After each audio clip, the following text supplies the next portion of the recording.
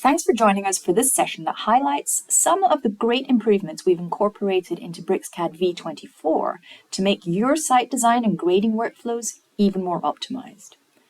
We've built on our already powerful tin surface tools to make your site design workflows faster and easier than ever.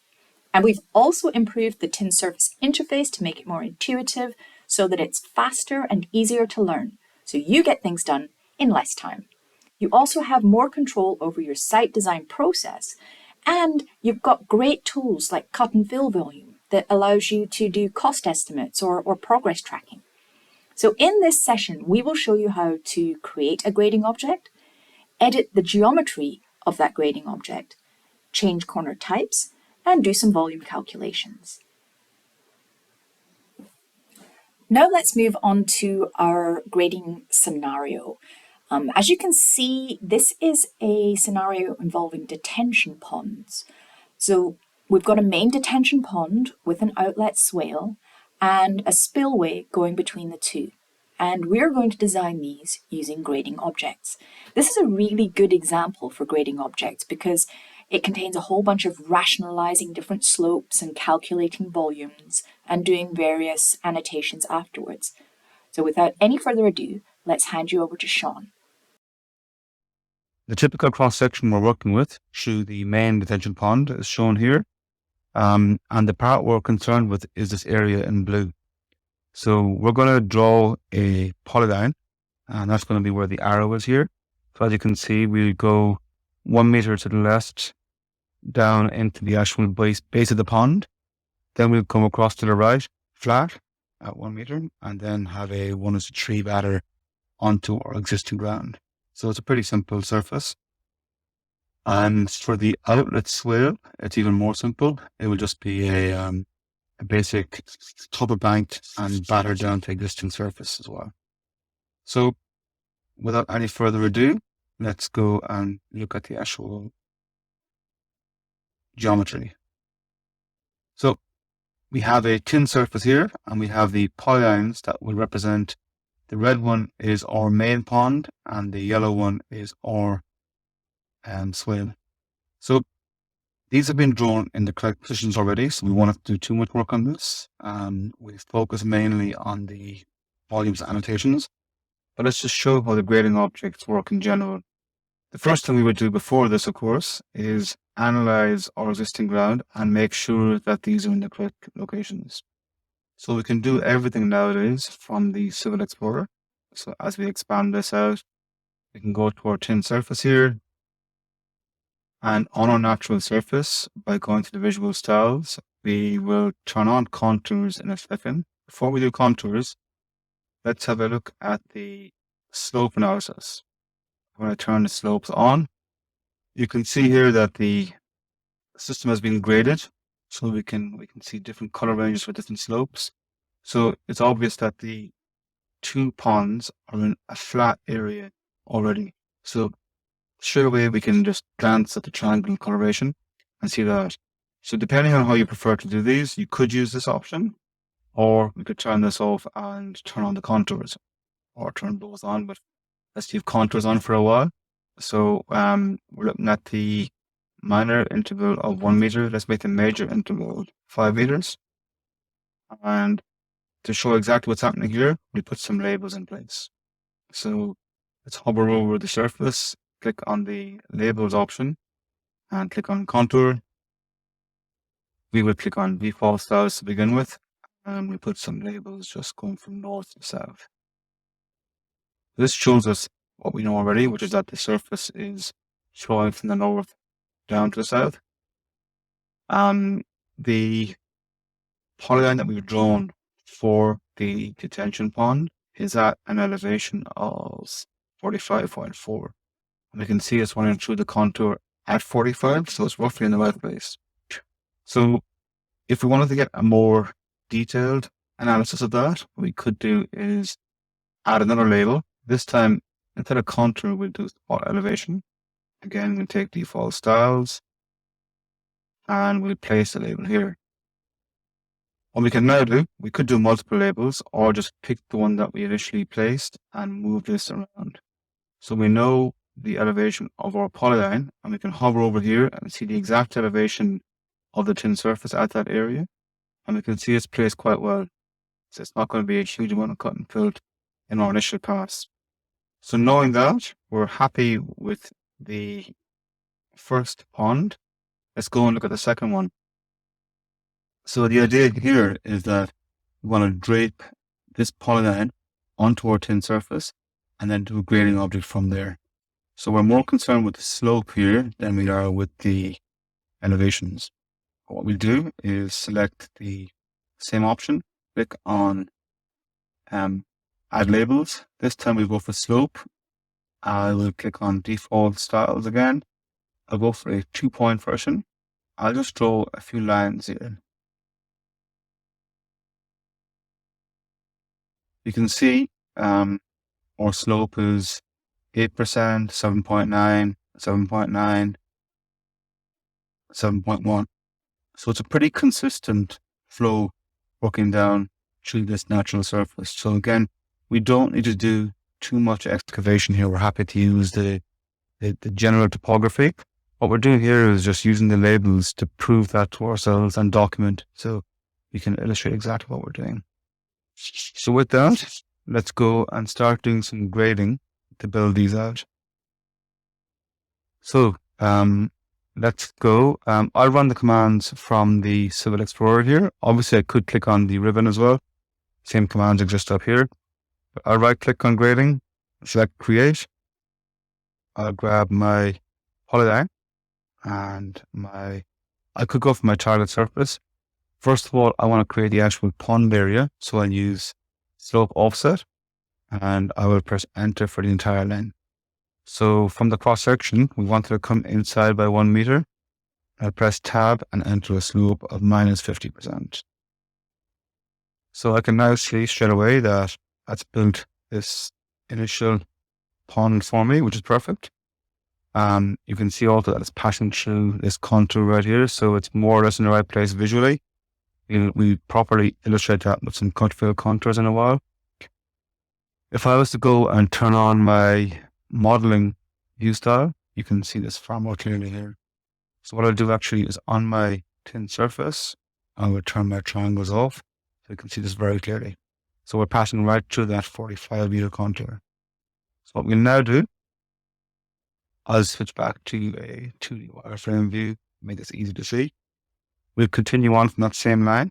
So we will go back to our grading, create a new one, grab that polyline, and again, we'll go slope offset and press enter for the entire line. This time, we're going to go the opposite direction. So we'll also go a distance of 1 meter. We'll go a slope of 0 this time because it's the flat top of the embankment. And what you'll notice here is that as I've done this, if I turn back on my modeling mode, this has also made an infill. So it's put covered over our pond effectively. What I can do is select that grading object, go to my properties and turn off the infill. So on my initial one, I wanted the infill on. For this one, I don't want it on. So we do the same thing for the outside. So again, we'll run the grading command, select the outside of this object. This time, instead of slope offset, we will click on the existing surface, press enter, and I'll just graphically give it a distance first of all, and then change it afterwards. So in here, I can change my cut fill to say 35%, and my fill for my fill slope to say 20%. Again, it's made that infill for me here, so I'll go and turn that infill off. Also, you'll see that what we have here by default is the standard curve on the corners. So let me just go and I'll move the original polyline here to show what I mean by this. So as I reposition this, you can see first of all that obviously all the gradings update together. But here, for example, you can see that the rationalization has been done via a curve. If I wanted to, I can click on that grading object, and as well as turning off the infill, I can change the corner type from rounded to sharp. So now it's going to just rationalize them it's a sharp point as opposed to a rounded edge. Depending on what you're doing, you will select whichever of these is relevant. We could also do various kinds of transitions and other details for this, but for the point of simplicity here, let's just go back to the plan view. What I'll do quickly is I'll color code these. So what I'll do is I'll make the embankment on the top, I'll make that green, just so you can clearly see what's happening here. And these grading objects are showing up here on our Civil Explorer as grading 1, 2, and 3. So I could rename these, probably should, but I'll skip it to this session. What I want to do now is combine these into a new tin surface. At the moment, we've got one surface, which is our natural surface here. What I want to do is combine all of these grading objects. So to do this, I'll hover over the outside version and I will click on Merge Tin Surfaces. So I want to merge the outside one with this one here and then the one inside it. I might press enter. It will ask me, do you wish to erase the initial grading objects? So I'll click on no. I want to keep those. And what I've now got is if I turn off this surface one here, you can see where the green shows up for my initial grading objects. If I turn grading objects off, we can clearly see that this is our new combined surface here. What I will do is rename that one. So I will call this Pond 1. Okay. So now what we're going to do, before we do the second grading surface, let's just do a volume illustration of the difference in cut fill and where the cut fill occurs between this overall pond and our matching surface. So to do this, we would click on our volume surface area in our Explorer, right click, create. It asks us for our existing ground, which is our existing contours, and our comparison surface, which is our pond here. We press enter and it creates a new surface for us. Now, because this surface is the delta between our existing ground and our pond, it's down at elevations between -1 and +1 because we drew these things quite close together. So let's quickly hide everything else and have a look at this volume surface. So if I go to my plan view here, so first thing we can do is say we want to expand this out and show this volume surface as contours. Let's turn off triangles and turn on contours. We'll use intervals of, we'll say 0.1 and let's do a 0.5. Okay, now to show what's happening here, we can do a few things. Let's first of all add some contour labels. So again, we'll select our default names, which we'll change in a second. We put a label down here. The problem we've got here is that the labels are shown to 1 decimal point, but this is not enough detail for what we're looking at. So let's go to our settings here and let's click on the contour label styles. And what I'll do is I'll right click that default and copy it. I'll rename this to Precision 0.1. So the general details are to do with the text style and the layer, etc. So I won't spend too much time on those. The main thing we look at here are the components. On the components, the text string basically shows what that label is going to be composed. So you could go and edit that by typing in the precision value here, or click on the new edit button. And then here we can say we want the precision to be 0.1. That changes us to P1. I also make the color yellow just so it really stands out. And we'll leave it at that. I'll make the text height slightly differently as well. So I'll make it 2.0. Okay, so now when we select this label group, I can change the style to precision 0.1 for the major and the minor. What we now can see is exactly what the labels are doing.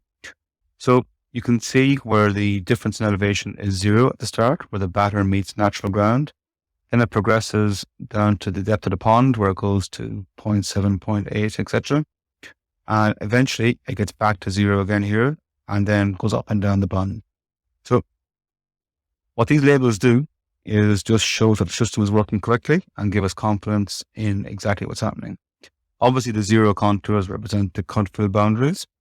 So everybody who does this kind of work always asks for a grid of labels. So to make those, we use the same command we had earlier. We go and click on our surface labels again. We will click on spot elevation, and we will click our default style for this. And we will say, instead of picking out individual labels, we'll click on the option for grid, and we'll click the origin being down here.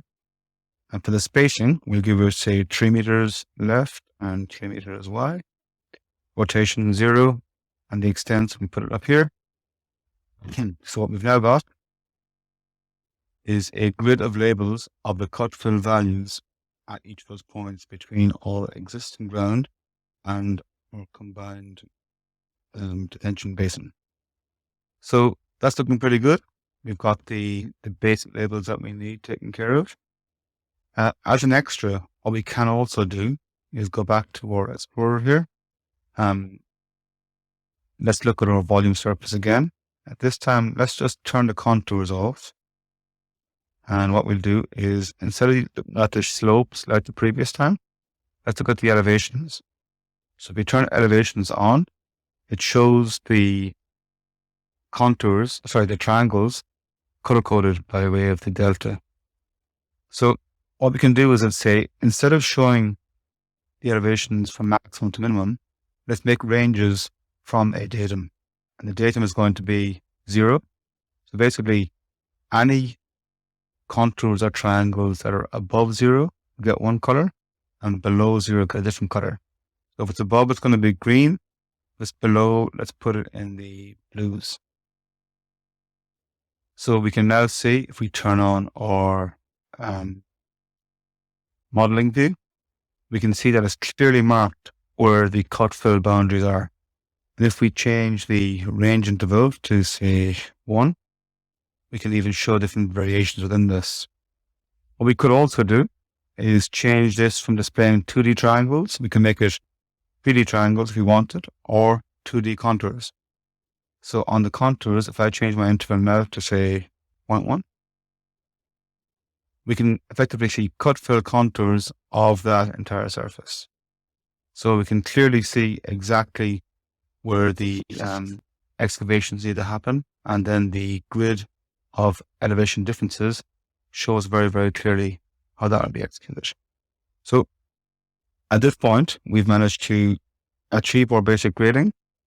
We've also managed to document it in a very, very concise way. So if I turn off my grading objects here again, and turn off my existing pond surface, we can show within the context of our original contours exactly what's happening. So that's the first pond taken care of. Let's look at the second one. So we'll do a variation on the process here, where to begin with, what we're going to do is project this 2D polyline. So this is currently at an elevation of 37. So what I'll do is hover over my thin surface, and I will use the project to thin surface option. Select this polyline. I'll press enter. It asks me, do I want to erase the original? For simplicity, I will say yes. So now this has become a 3D polyline. And if I was to orbit here, I can see it's been draped exactly onto my thin surface. This is good.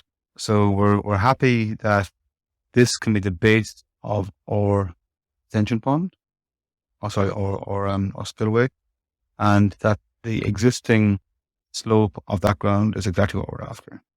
So what we'll do here is, again, run the grading command. So create, select here, and I'll do slope offset again.